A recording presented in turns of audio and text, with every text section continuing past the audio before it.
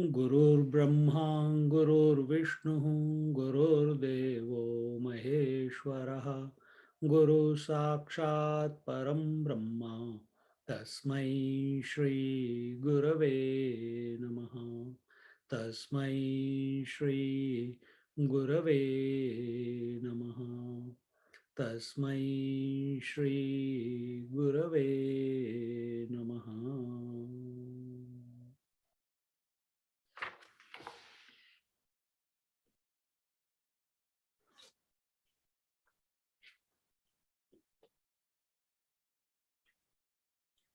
See,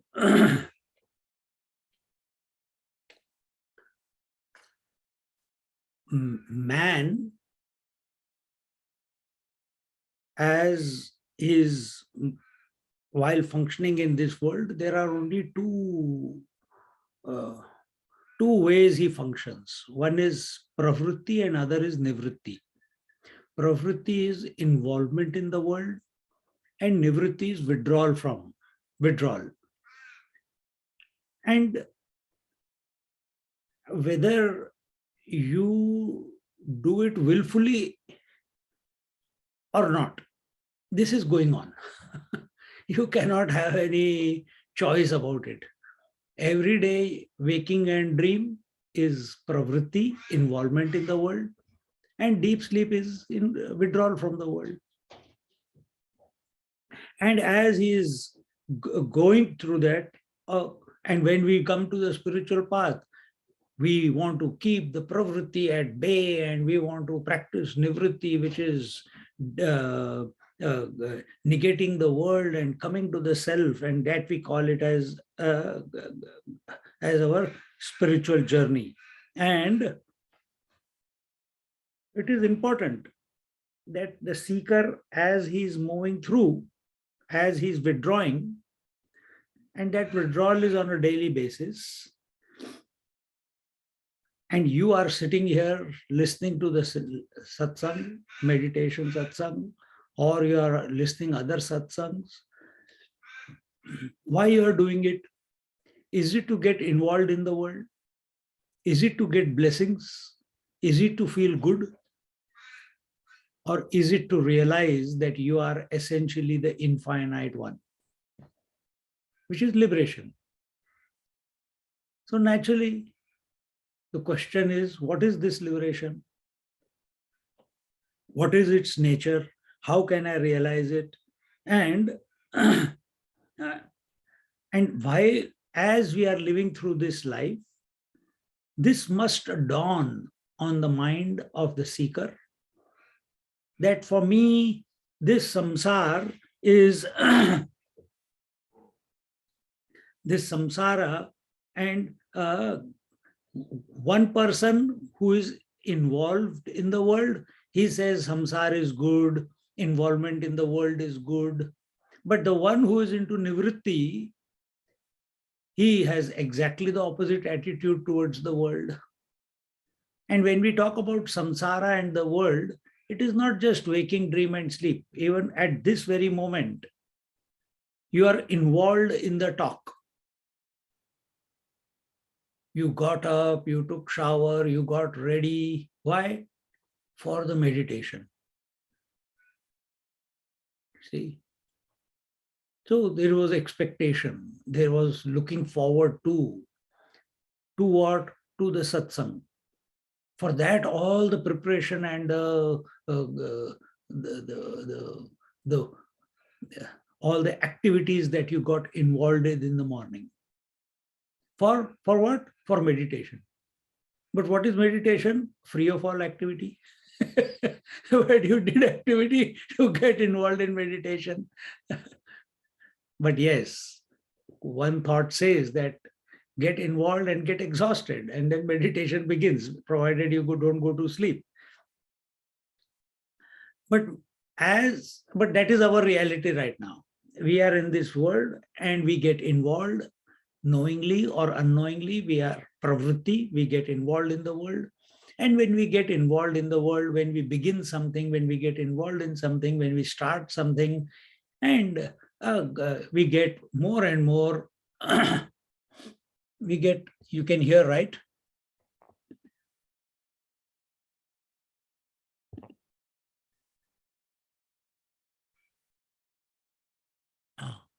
We get more and more involved in the activities, and eventually, if he is performing his duties well, if he's performing his duties diligently, then he recognizes that that this whole thing on a daily basis, waking, dream, deep sleep, waking, dream, deep sleep, waking, dream, deep sleep, waking, dream, deep sleep. Get up in the morning, go get ready for the work, go to work, come back home, have your dinner, listen to a satsang, go to sleep. Again, the same thing. Every Sunday, 7 o'clock, meditation, 8:30, Amrit Anubhav. The whole life is repetitive. And once but this has to click. Many people are enjoying this repetition, thinking, oh, what a wonderful life, what this, what that.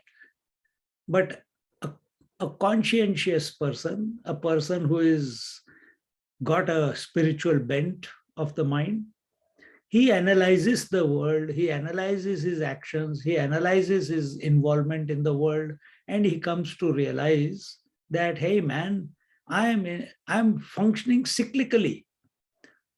Same things again and again I'm going on doing for so many years. And then he realizes that how long am I going to keep doing this? How long have I already been doing this? This lifetime, previous lifetime, how many more things I will get destroyed by, aspire for? How many more impressions I will create rather than naturally flow through life? And those impressions that are formed in the mind, they become the cause of future births. How long? Enough. Until and unless this enough doesn't come within our bosom, that I have done whatever has to be done, and I'm doing what is to be done, what is required to be done at this moment, but enough. In Sanskrit, the word is alam. Alam. Enough, enough, enough. It's not a cry of depression, but it is a conclusion after observation of our daily life that is the same thing every day I'm repeating. Weekly I'm repeating. Monthly I'm repeating. Yearly I'm repeating. Same birthday, same festival, same brushing the teeth, same going to work, same checking your salary if it is come into the account or not. See?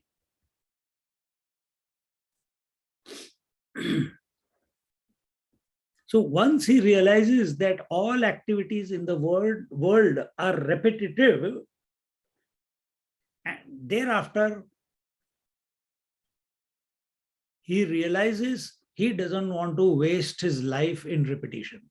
This must dawn in the mind of a seeker, the one with the spiritual bent. I do not want to waste my life doing the same thing day in and day out, day in and day out. See? This clicked to me many years ago, and I worked towards it, not as an escape from the world, But there must be something more meaningful to be pursued. If I want to be involved in the world, it has to be for something higher. It cannot be for the same rut of the world. And once this clicks into his life, he thinks, naturally it will come to him. What is the meaning of this? What is the meaning of life? What is it to be aspired for? What is that which I must be aspiring for? What is worthy of pursuit? See, which is free of repetition, which is free of cyclical behavior, which is permanent. See? So think in this manner. Straight away diving into meditation, it's not going to give us anything until and unless we have not analyzed our performance in the world, the nature of the world, which is cyclical, repetitive, our aspirations, our duties, our responsibilities, all are repetitive.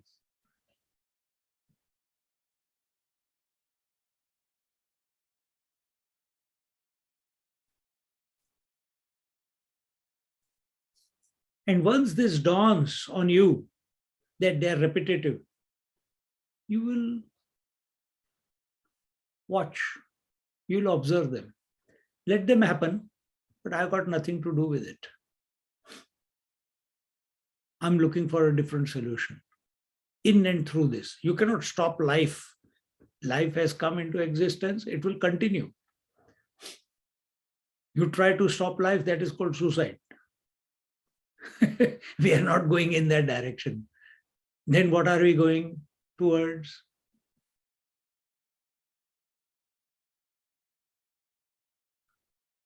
We have to find that out. What is worthy of our attention? What is worthy of our pursuit?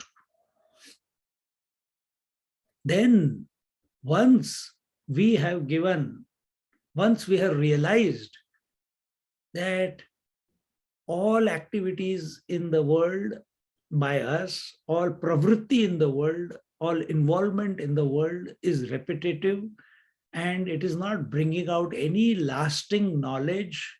It is not bringing about anything. You earn, it gets spent. You eat, you defecate.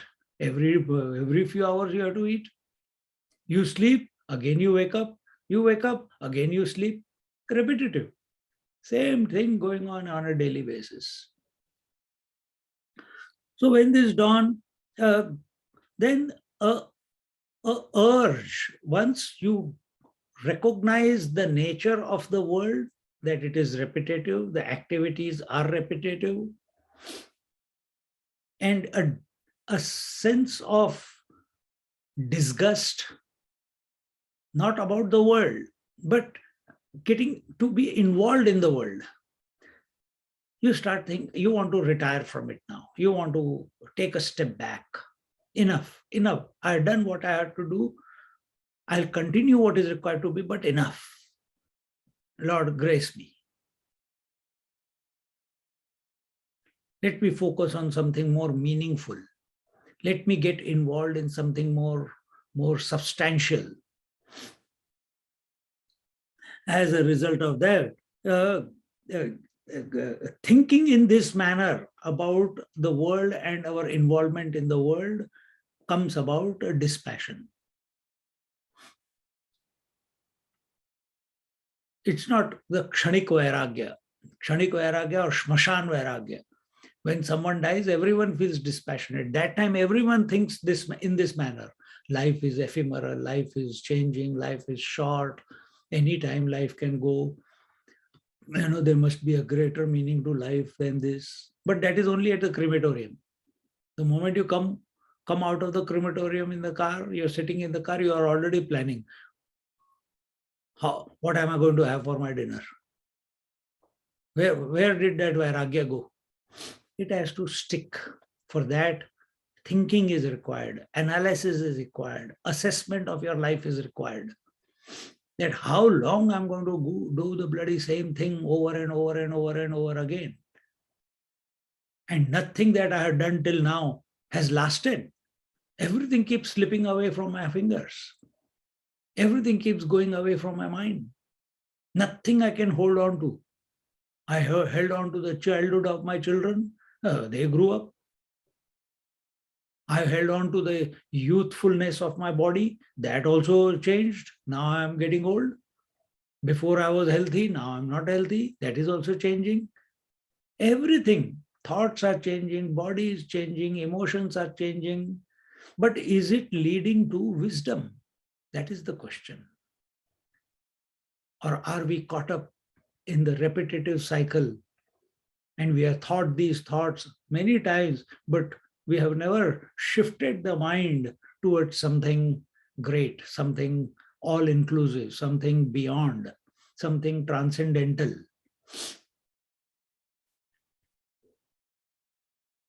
When we cultivate this dispassion towards the world, thinking in this manner, then you come to meditation. See how deep you dive into yourself.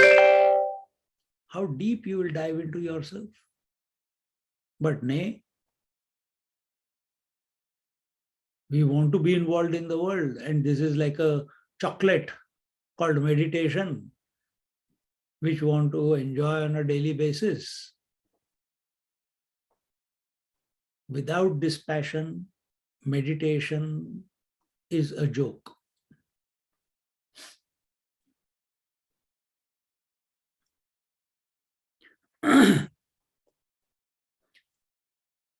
And this way, when dispassion goes deep, it will lead to two things. If dispassion has been cultivated, many teenagers think in this way, but they don't have a solution for it. Then where do they go? They go for artificial calming or quietening of the mind, which is drugs, drinks, etc. If we have come to this conclusion that this world is cyclical, enough of it, we must shift our attention to the scriptures. Otherwise, empty mind, devil's workshop. So you have withdrawn from the world. Now what will you do? Go to sleep. That's one option. Now fill that empty mind with something meaningful. And what is that? Involvement in the scriptures. And then study, listen to the scriptures always. Don't read, always listen to the scriptures. And when you listen to the scriptures again, satsang again and again and again, automatically some triggers will be pressed. Start contemplating, start reflecting on what was said. How come scriptures are saying this and my life is contrary to what the scriptures are saying? Oh, and slowly, slowly this confidence comes, this conviction comes that I must live according to the scriptures. I must follow. So what are scriptures saying? What is the purpose of scriptures? To make you realize that you are the infinite one. To make you realize you have always been ever free. To make you realize you in essence are the one and one alone. Ekameva dvitiya nanasti kinchana.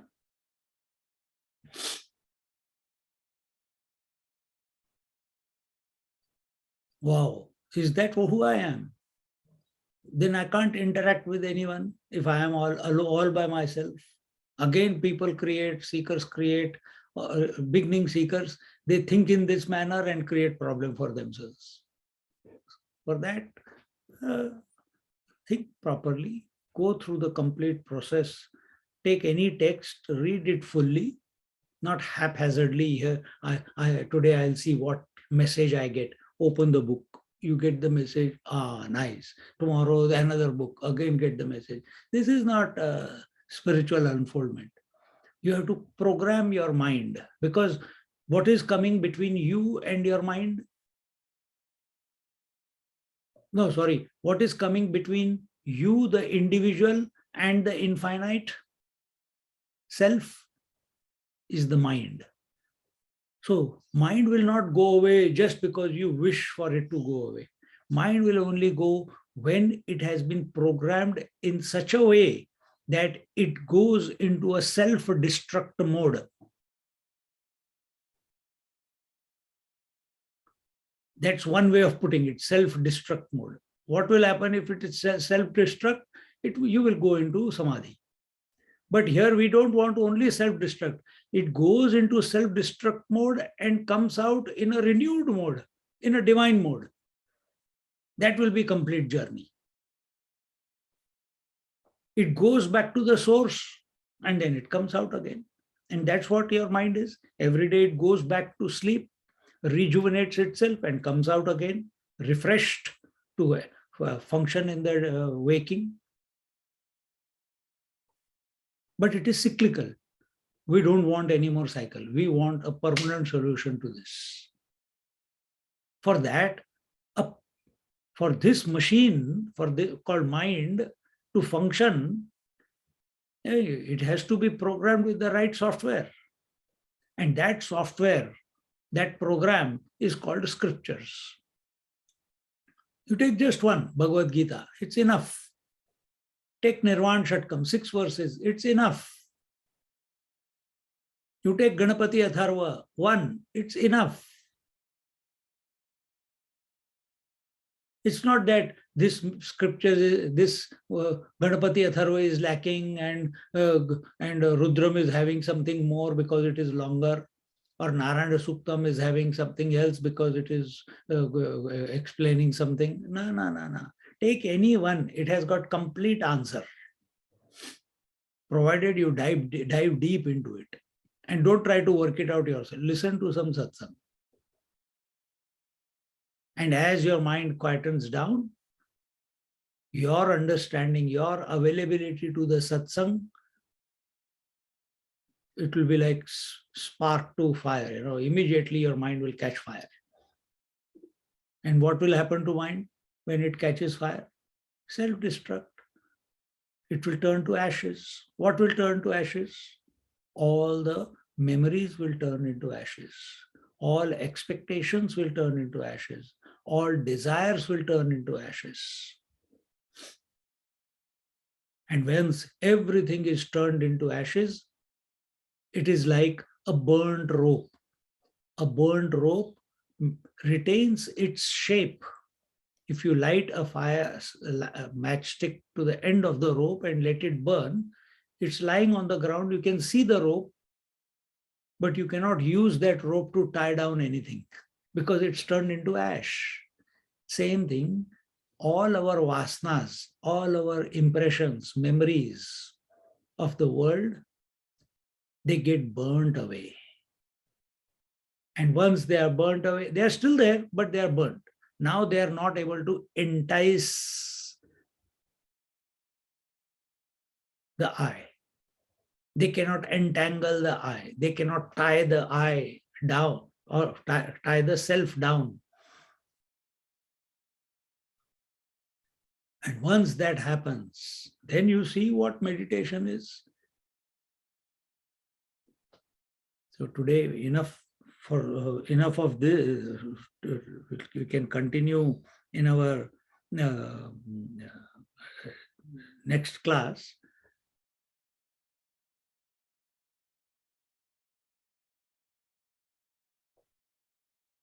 And a very simple exercise, if you want to, I'll just add that here and you can do it if you want. First is this inquiry. To help this inquiry about the world and dispassion for the world, chant Om with the outgoing breath. Chant Om with the outgoing breath. Very gently. Don't force the breath out. Just gently keep, don't focus on the in-breath. In-breath is a reaction. Out-breath is action. Om, Om, Om. Slowly it will slow down and it will be even longer. That's one way you can do it. Automatically the mind starts becoming empty of all desires and thoughts. Pranavam dirgha ucharyam manorajyam viliyate. When you chant Om, focus more on ma. Don't focus on O. No. Om. Longer. So when we focus on that longer with the outgoing breath, manorajyam, this habitual thinking, this cyclical thinking, this repetitive thinking, which is called as manorajya, this subsides. When this subsides, meditation, contemplation, inquiry naturally begins. So let's go through the analysis in your own place, in your own mind, as regards the world. Recognize deeply, thoroughly, the repetitive nature of all our involvements in the world.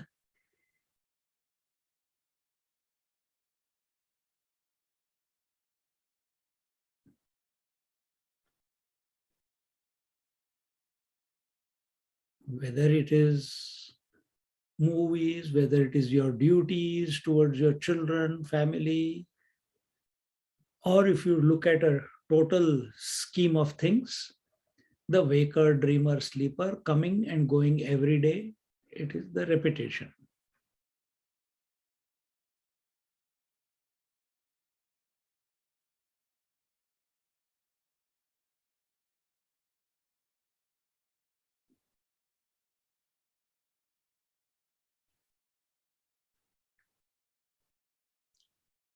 Until and unless a deep desire, a deep urge to know the constant one, to know the unchanging one, to know the foundation of all this change that is taking place. All this repetition is taking place. What is its foundation? What is my purpose? Is my purpose only to take care of my children, family, earn the wealth, work like a donkey, eat, drink, make merry, watch the latest release of movies, and so on? Or is there something more meaningful to my life?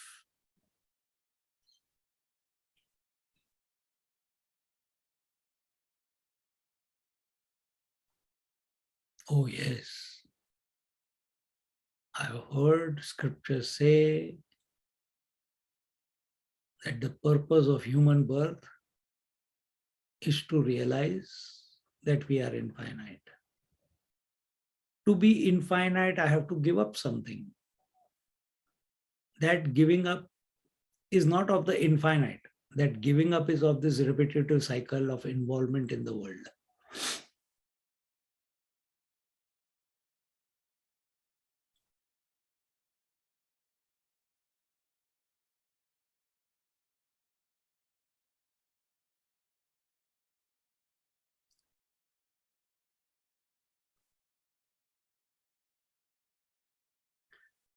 We have to function dynamically with joy and inspiration in our daily life, wherever life has placed us. But in our heart, in the heart of hearts, we are disinterested in everything that is taking place.